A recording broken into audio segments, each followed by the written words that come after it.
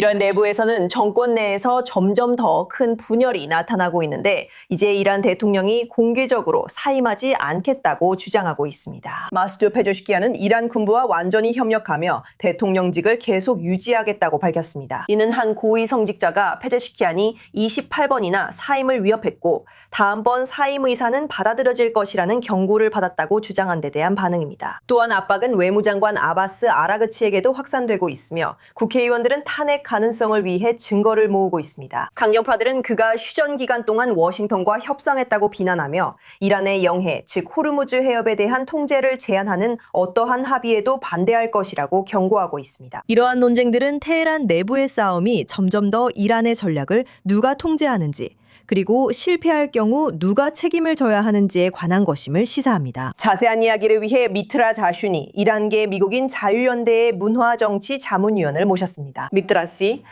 힙산 뉴스 출연 감사합니다. 페제시키안 대통령이 정말로 강제로 물러날 위험에 처해 있는 건가요?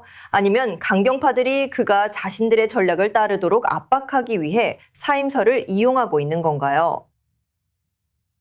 이건 페제시키안 대통령 개인보다 훨씬 더 큰 문제라고 생각합니다. 진짜 이야기는 이슬람 공화국 내부의 권력 균형이 흔들렸다는 것입니다. 수년 동안 내부 갈등은 주로 비공개로 남아 있었는데 그 이유는 체제 자체가 안전하다고 느꼈기 때문입니다. 하지만 IRGC의 강경 정책으로 인한 값비싼 전쟁 이후 생존이 가장 중요한 문제가 되었습니다. 권위주의 체제가 자신의 미래를 두려워하기 시작하면 머지않아 그 분열이 드러나게 됩니다. 페제시키안은 여전히 자신이 군부와 완전히 협력하고 있다고 밝히고 있습니다. 하지만 그의 정부가 몇몇 주요 결정에서 배제되었다는 보도도 있습니다. 그렇다면 지금 이란의 전쟁과 외교 정책을 실제로 이끌고 있는 사람은 누구일까요? 이슬람 공화국 체제의 헌법은 한 가지를 말하지만 실제 권력은 매우 다르게 작동합니다. 전쟁, 국가안보, 외교 정책에 대한 결정권은 한 번도 선출된 정부에 속한 적이 없습니다. 이 결정은 최고 지도자와 이란 혁명 수비대 ISRGC가 내립니다. 페제시키안 대통령이 조율에 대해 말할 수는 있지만 조율과 권한은 다릅니다. 그가 이제 공개적으로 조율을 강조해야 한다는 사실 자체가 누가 진정한 권력자인지에 대한 의구심이 커지고 있음을 보여줍니다. 한편 국회의원들은 휴전 기간 동안 협상을 했다는 이유만으로 외무장관 아바스 아라그치에 대한 탄핵을 위협하고 있습니다. 그렇다면 이란의 지도부가 워싱턴과의 어떤 합의가 있더라도 이를 승인하기에는 너무 분열되어 있다는 뜻인가요? 이것은 아라그치에 관한 문제가 아닙니다. 그는 일반적으로 독립적인 의사결정권자가 아니에요. 진짜 문제는 이슬람 공화국 내부의 파벌들이 서로 등을 돌리기 시작했다는 점입니다. 강경파들은 이란을 이 위기로 몰고 온 정책들을 지지해왔습니다. 이제 그들은 책임을 지는 대신 오히려 책임을 전가하려 하고 있습니다. 권위주의 체제가 심각한 압박을 받을 때 종종 이런 일이 일어납니다. 권위주의 정권은 보통 승리할 때는 단결된 것처럼 보이지만 실패를 더 이상 숨길 수 없게 되면 서로를 탓하기 시작하죠. 사람들이 서로 등을 돌리고 있다고 말씀하셨죠.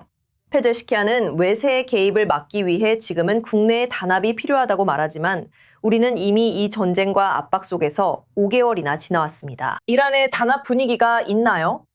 저는 집권 세력 내에 진정한 단합이 있다고 생각하지 않아요. 사실 오히려 그 반대의 모습을 보고 있다고 생각합니다. 이란인들 사이에서는 전쟁 자체에 대한 다양한 시각에도 불구하고 한 가지 문제에 대해서는 점점 더 많은 사람들이 같은 생각을 하고 있습니다. 그들은 이 부패하고 권위적이며 위기를 만들어내는 정권이 끝나기를 원합니다. 하지만 이슬람 공화국 내부에서는 단합이 두려움으로 바뀌고 있습니다. 정권이 극심한 압력에 직면하면서 각 파벌은 자신의 정치적 미래를 지키기 위해 애쓰고 있습니다.